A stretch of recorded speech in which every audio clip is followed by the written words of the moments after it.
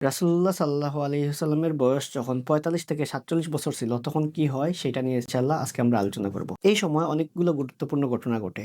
তার মধ্যে একটা হলো হামজা রাদিয়াল্লাহু আনহু ইসলাম গ্রহণ করেন এবং ওমর ইবনুল খাত্তাব রাদিয়াল্লাহু আনহু উনি ইসলাম গ্রহণ করেন। এর আগ পর্যন্ত আমরা দেখি মুসলিমদের অবস্থা খুবই দুর্বল ছিল এবং আবু জেহেল থেকে শুরু করে বাকি সবাই মুসলিমদের উপর অনেক অত্যাচার করত। তো মুসলিমদের অবস্থা যখন এত খারাপ ছিল, ঠিক সেই মুহূর্তে আল্লাহর রাসূল সাল্লাল্লাহু আলাইহি ওয়াসাল্লাম আল্লাহর কাছে দোয়া করেন যে আবু জেহেল অথবা উমর ইবনুল খাত্তাব এই দুজনের মধ্যে যেন একজন যেন ইসলাম গ্রহণ করেন এবং একজনের মাধ্যমে যেন আল্লাহ ইসলামকে শক্তিশালী করে। তো এই দোয়ার কয়েকদিন পর ইসলাম গ্রহণ করেন উমর ইবনুল খাত্তাব এবং তারও কিছুদিন আগে বলা হয়ে থাকে তার ৩ দিন আগে ইসলাম গ্রহণ করেন হামজা রাদিয়াল্লাহু আনহু। একবার আবু জাহেল রাসূলুল্লাহ সাল্লাল্লাহু আলাইহি ওয়াসাল্লামকে অপমান করে এবং তার এই অপমানের কারণে যখন হামজা রাদিয়াল্লাহু আনহু উনি শিকার থেকে উনি বাসায় ফিরেন, তখন উনার দাসী উনাকে বলল যে, "তুমি তো সারাদিন শিকারে যাও, ওইদিকে তোমার ভাতিজাকে আবু জাহেল অপমান করছে।" তখন উনি সোজা চলে যান আবু জাহেলের কাছে। যাওয়ার পর বললেন যে, "তুমি আমার ভাতিজাকে অপমান করছো? তুমি কি এই কাজগুলা করছো? যদি করে থাকো তাহলে জেনে রাখো আমি আমার ভাতিজার ধর্ম গ্রহণ করলাম।" এবং এই কথাটা উনি রাগের মুহূর্তে বলেন। উনি কিন্তু খুবই সিরিয়াস চিন্তা ভাবনা ছাড়াই এই কথাটা বলেন এবং বলার পর উনি রাতে সারারাত চিন্তা করেন যে, "আমি কি বললাম? আমি তো ইসলাম গ্রহণ করি নাই। তাও এই কথাটা কেন বললাম?" কিন্তু ওই রাতের মধ্যে আল্লাহ তাকে হিদায়াত দান করেন এবং পরের দিন সকালে এসে উনি প্রকাশ্যে ইসলামের ঘোষণা দেন। এবং এরও ৩ দিন পর উমর ইবনুল খাত্তাব রাদিয়াল্লাহু আনহু ইসলাম গ্রহণ করেন। উমর রাদিয়াল্লাহু আনহুর ইসলাম গ্রহণের কাহিনী আমরা অনেকেই জানি যে উনি উনার বোনের বাড়িতে যান। ১ম এ যান উনি রাসূলুল্লাহ সাল্লাল্লাহু আলাইহি ওয়াসাল্লামকে হত্যা করতে। তারপর হত্যা করার সময় যখন যান তখন রাস্তায় একজন মানুষের সাথে দেখা হয়। উনি বলেন যে, "তোমার বোন তো ইসলাম গ্রহণ করে ফেলছে।" তখন উনি যান উনার বোনের বাড়িতে। উনার বোনের বাড়িতে যাওয়ার পর পরবর্তীতে দেখা যায় উনি ইসলাম গ্রহণ করেন। এই যে ২ টা ঘটনা, হামজা রাদিয়াল্লাহু আনহুর ইসলাম গ্রহণ এবং ওমর ইবনুল খাত্তাব রাদিয়াল্লাহু আনহুর ইসলাম গ্রহণ। এই ২ টা ঘটনা পুরোটাই ছিল মূলত ওই সময়ের মক্কার পলিটিক্যাল সিচুয়েশন এর প্যারাডাইম শিফটিং। এই ২ টা ঘটনার ফলে এমন কিছু হয় যেটা কখনো আগে চিন্তাই করা যাইত না। এই ঘটনার ফলে উমর ইবনুল খাত্তাব উনি রাসূলুল্লাহ সাল্লাল্লাহু আলাইহি ওয়াসাল্লামকে বললেন, "ইয়া রাসূলাল্লাহ, আমরা যদি হকের উপর থাকি তাহলে কেন আমরা প্রকাশ্যে ইসলাম প্রচার করব না? প্রকাশ্যে কেন আমরা নামাজ পড়ব না?" তখন কিন্তু মুসলমানদের সংখ্যা ছিল মাত্র ৪০ জন এবং উমর ইবনুল খাত্তাব এবং হামজা রাদিয়াল্লাহু আনহু উনারা যে আমরা আগে যে আলোচনা করলাম দারুল আরকাম, সেই দারুল আরকাম থেকে বের হয়ে প্রকাশ্যে কাবা ঘরে আসেন, মিছিল করতে, করতে আসেন। এবং এইটা ছিল ইসলামের সর্বপ্রথম প্রকাশ্যে একটা ঘোষণা এবং সবাই যখন একসাথে আসে তখন কাফিররা, কুরাইশের সবাই ভয় পেয়ে যায়। এবং তাদের ভয় পাওয়ার পর উমর ইবনুল খাত্তাব তারা যখন সবাই একসাথে আসতেছেন তখন তারা হামলা করতে যায়, কিন্তু উমর ইবনুল খাত্তাব রাদিয়াল্লাহু আনহু এবং হামজা রাদিয়াল্লাহু আনহুকে দেখে তারা বেশ ভয় পায়। তো এই যে ঘটনাটা, এই ঘটনা ছিল ইসলামের একটা বিজয়।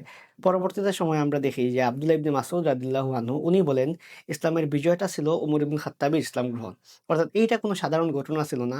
এটা আব্দুল্লাহ ইবনে মাসউদ রাদিয়াল্লাহু আনহুর মতে এটা ছিল একটা ইসলামের বিজয়ের ঘটনা। তার মানে রাসূলুল্লাহ সাল্লাল্লাহু আলাইহি ওয়াসাল্লামের ৪৫ থেকে ৪৭ বছর বয়স এর এই সময়টাতে সবচেয়ে গুরুত্বপূর্ণ যদি কোনো ঘটনা দেখি, তার মধ্যে একটা ছিল এই ২ জন সাহাবীর ইসলাম গ্রহণ। এই সময়ের মধ্যে কাফিররা অনেকবার আবু তালিবের কাছে আসে বিচার দিতে, "আপনার ভাতিজাকে সামলান, উনাকে আটকান, নতুবা আমরা কোনো একটা ব্যবস্থা নিব।" তো এরকম অনেকভাবে তারা প্রলোভন দেয়। তারা বলে যে, "আপনার ভাতিজাকে সামলান, ভাতিজাকে আটকান।" অনেক কিছুই বলে। তার মধ্যে একদিন তারা এসে যখন বলল যে, আ অনেকগুলা প্রলোভন দেখায়। তারা প্রলোভন দেখায় আপনার ভাতিজা রাসূলুল্লাহ সাল্লাল্লাহু আলাইহি ওয়াসাল্লামকে তারা আরবের সবচেয়ে বড় ধনী বানাবে। তারা প্রলোভন দেখায় আরবের রাজা বাদশা বানাবে। তারা প্রলোভন দেখায় যেই নারীকে ইচ্ছা তুমি বিয়ে করতে পারবেন, যা ইচ্ছা তাই করতে পারবেন। এইরকম প্রলোভন ওই সময় না, যেকোনো সময় যদি কোনো একজন নেতাকে দেখানো হয়, তার কাছে এটা কিন্তু অনেক বড় পাওয়া। কিন্তু রাসূলুল্লাহ সাল্লাল্লাহু আলাইহি ওয়াসাল্লাম তো এই প্রলোভনের ফাঁদে পড়েন নাই বা উনার তো এই আল্টিমেট গোল তো এইগুলা ছিল না। উনার আল্টিমেট গোল ছিল মানুষের হিদায়াত। তো এইটার কারণে রাসূলুল্লাহ সাল্লাল্লাহু আলাইহি ওয়াসাল্লাম এগুলা তো গ্রহণ করেন নাই। বরঞ্চ এমন একটা কথা বলেন যে কথাটা ইতিহাসে খুবই বিখ্যাত। উনি বলেন যে, "আমার ডান হাতে যদি চাঁদ আর বাম হাতে যদি সূর্য এনে দেয়া হয়, তবুও আমি যে দাওয়াতটা প্রচার করলাম সেই দাওয়াত থেকে আমি পিছপা হব না।" এবং এইটার ফলে তারা বুঝলো যে আর কোনো উপায় নাই। তারা আসলে কোনো কিছুই পারবে না। এবং রাসূলুল্লাহ সাল্লাল্লাহু আলাইহি ওয়াসাল্লাম কখনো এই যে রাস্তায় যাওয়া শুরু করছেন সেই রাস্তা থেকে তারা আটকাতে পারবে না। এছাড়াও আরো আমরা দেখি যে কাফিররা রাসূলুল্লাহ সাল্লাল্লাহু আলাইহি ওয়াসাল্লামকে আটকানোর জন্য আবু তালিবকে এসে আরেকটা প্রস্তাব দেয়। সেই প্রস্তাবটা এমন যে, "এক কাজ করেন, আপনার তো একজন ভাতিজা আছে। আপনার ভাতিজাকে আমাদের হাতে তুলে দেন আর আমাদের একজনকে আপনি নিয়ে নেন।" তখন এটা শুনে আবু তালিব উনি বললেন, "দেখো, তারা আমাকে কি প্রস্তাব দিল? তারা প্রস্তাব দিল তাদের সন্তানকে আমি লালন-পালন করব, প্রতিপালন করব, আমি খাওয়াবো, আমি পড়াবো। আর আমার ভাতিজাকে দিয়ে দিব তাদের হাতে, এই ভাতিজাকে তারা নিয়ে হত্যা করবে।" অর্থাৎ রাসূলুল্লাহ সাল্লাল্লাহু আলাইহি ওয়াসাল্লামকে থামানোর জন্য তাকে হত্যার প্ল্যানও তারা দেয় এবং আবু তালিবকে এমন একটা প্রস্তাব দেয়, আবু তালিব তো অনেক বিচক্ষণ ছিলেন। উনি সেই প্রস্তাব তো গ্রহণ করেন নাই। উনি বুঝেন যে তাদের যে পাতানো ফাঁদটা সেটা তারা কি কথা বলতে চায়। তো এই ছিল মোটামুটি ওই সময়ের পলিটিক্যাল কালচার, পলিটিক্যাল হিস্ট্রি, যেটার মাধ্যমে তারা এই যে ইসলামের বাণী সেটা সেটা বাধাগ্রস্ত করতে যা, যা করা দরকার সবই তারা করতে চায়। কিন্তু সেটা তারা প্রপারলি করতে পারে না এবং ব্যর্থ হয়।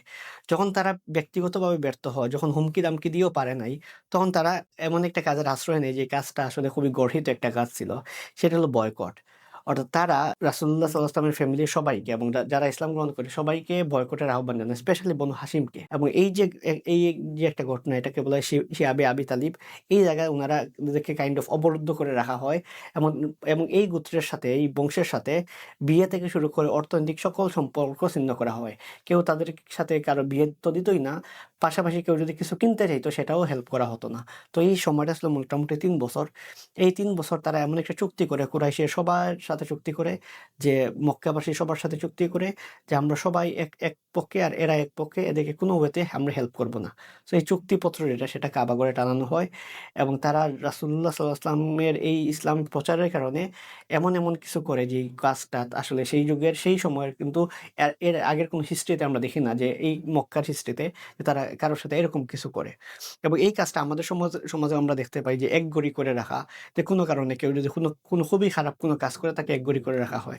তো ওই সময়ের প্রেক্ষাপটে এটাই ছিল এরকম যে একগড়ি করে রাখা। যে একগড়ি করে রাখার ফলে তারা চেয়েছিল যে এর ফলেও যদি রাসূলুল্লাহ সাল্লাল্লাহু আলাইহি ওয়াসাল্লাম ইসলাম থেকে পিছপা হন বা এটা থেকে যদি সরে আসেন, তাহলে তাদের পুরো এগ্রিমেন্ট, তাদের পুরো চিন্তা সেটা সাকসেসফুল হবে। কিন্তু আল্লাহ রাসূল সাল্লাল্লাহু আলাইহি ওয়াসাল্লাম এবং সাহাবীরা অনেক কষ্ট স্বীকার করেন।